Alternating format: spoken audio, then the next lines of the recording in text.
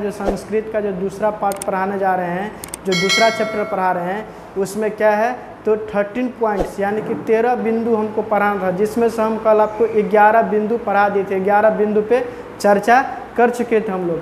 आज कल वाला में का 2 बिंदु बचा हुआ है, 12, 13, 12, 13, और उसके बाद आज सेकेंड चैप्टर का ऑब्जेक्टिव हम लेकर आए हैं, जो बहुत ही भिविया है बोर्ड के दृष्टि से।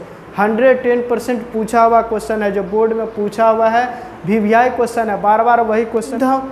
प्रदेशायस्य तीर्थयात्रिणी दर्शनार्थ यानी कि यहाँ अनेक देशों से तीर्थयात्री दर्शन के लिए आते हैं, यानी कि यहाँ विदेश से लोग भी आते हैं और दूसरे देशों से भी आते हैं। अन्य देशों से तीर्थयात्री दर्शन के लिए आते हैं।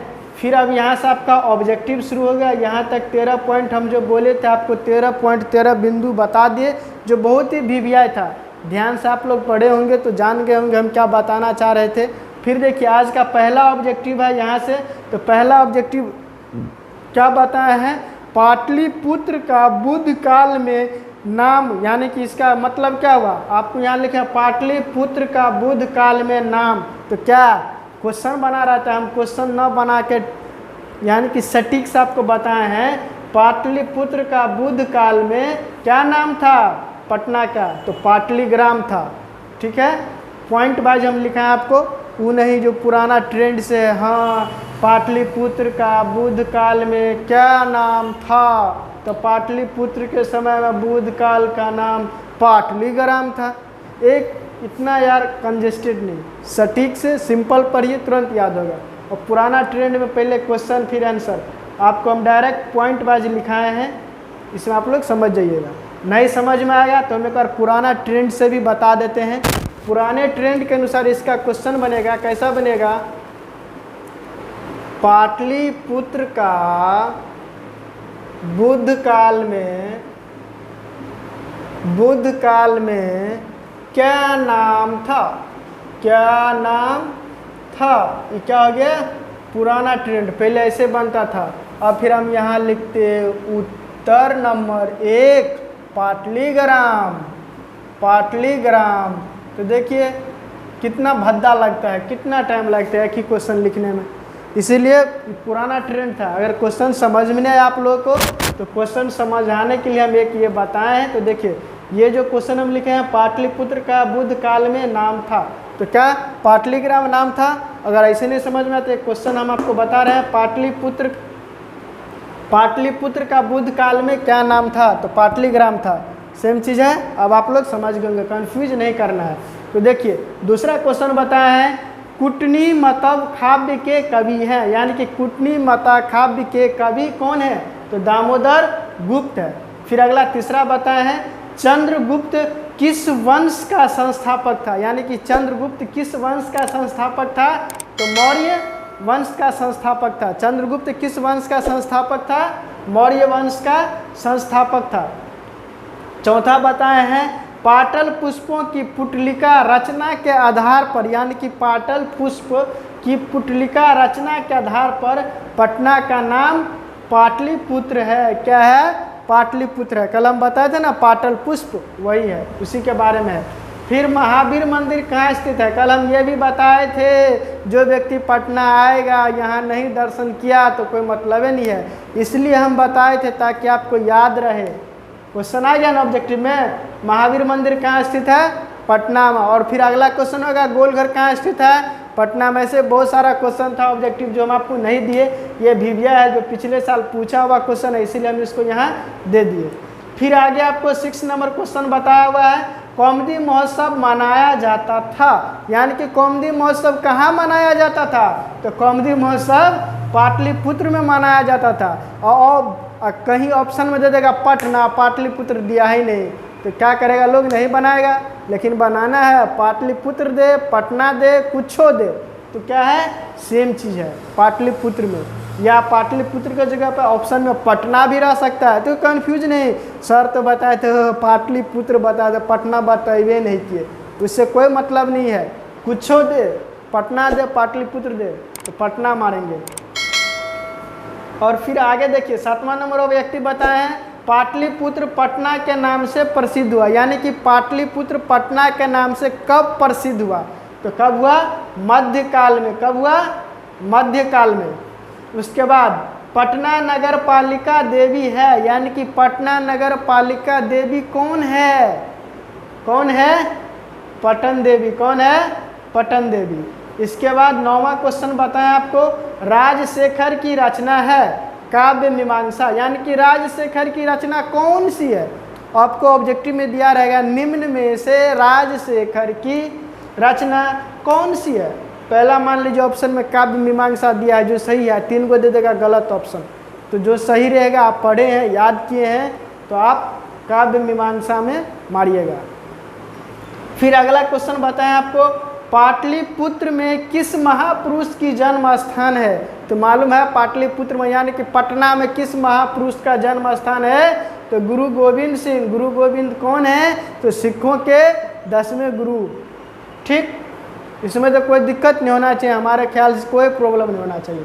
फिर आगे देखिए, मेगास्थनीज पटना आया था, यानी कि मेगास्थनीज किसके समय में पटना आया था? तो किसके समय में? चंद्रगुप्त मौर्य के चंद्रगुप्त मौर्य के समय में पटना आया था। ठीक है। सिखों के 10वें गुरु कौन है? तो गुरु गोविंद सिंह। भिवियाई है, ये जो भी आपको 20 क्वेश्चन बताए हैं जो कि बहुत ही भिविया है, ज़्यादा पढ़ने का नहीं, ज़्यादा मेहनत नहीं करने का।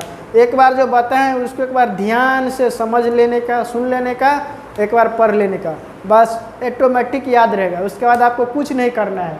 फिर आगे हम आपको बताए हैं यूनान का राजदूत था, यानी कि जो विदेशी आदमी भारत में आया रहता है या भारत का आदमी विदेश जाएगा तो उसको हम लोग क्या कहते हैं?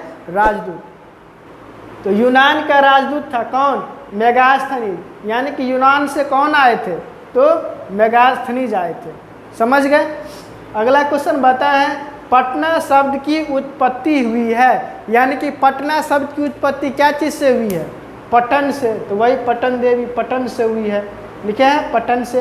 पटना का इतिहास कितना वर्ष पुराना है? नंबर 1 पॉइंट जो कल हम आपको पढ़ाए थे, तो पहला पॉइंट यही बताए थे, पटना का इतिहास 2500 वर्ष पुराना है। तो हम कल आपको क्या चीज़ में बताए थे? देखिए, पटना का इतिहास 2500 वर्ष पुराना है। कल हम आपको 2500 वर्ष लिखाए थे। तो 2500 2500 दोनों सेम है ना?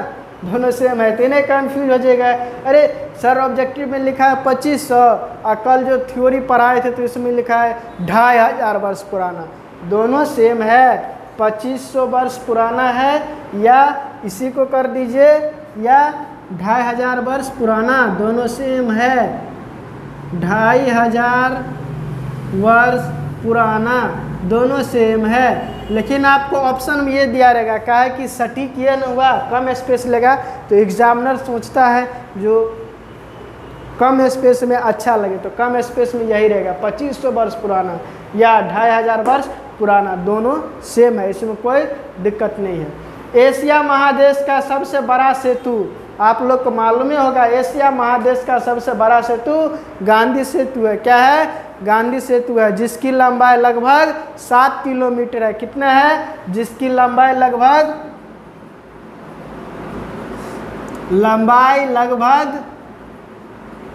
7 किलोमीटर है। गांधी सेतु की लंबाई कितनी है? 7 किलोमीटर, लगभग 7 किलोमीटर है। फिर आगे देखिए, अगला क्वेश्चन हम आपको 17 नंबर क्वेश्चन बताएं। 17 नंबर क्वेश्चन क्या बताए हैं? तो कौमुदी महोत्सव किस ऋतु में मनाया जाता था? यानी कि ये जो कौमुदी महोत्सव था ना, तो किस ऋतु में? शरद ऋतु में, यानी कि ठंडा के समय में। अब जो हम लोग का दशहरा खत्म होगा तो दशहरा के बाद कौमुदी महोत्सव शुरू होगा, वही। इसके बाद किसके शासन काल में, देखिए ये भी बहुत ही अच्छा क्वेश्चन है, किसके शासन काल में पाटलिपुत्र की शोभा यानी कि सुंदरता तथा रक्षा यानी कि यहाँ की कानूनी व्यवस्था किसके समय में बहुत ही अच्छी थी? किसके समय में बहुत ही अच्छी थी? तो चंद्रगुप्त मौर्य के समय में। किसके समय में? चंद्रगुप्त मौर्य के समय में। इसको याद रखिएगा, ठीक है।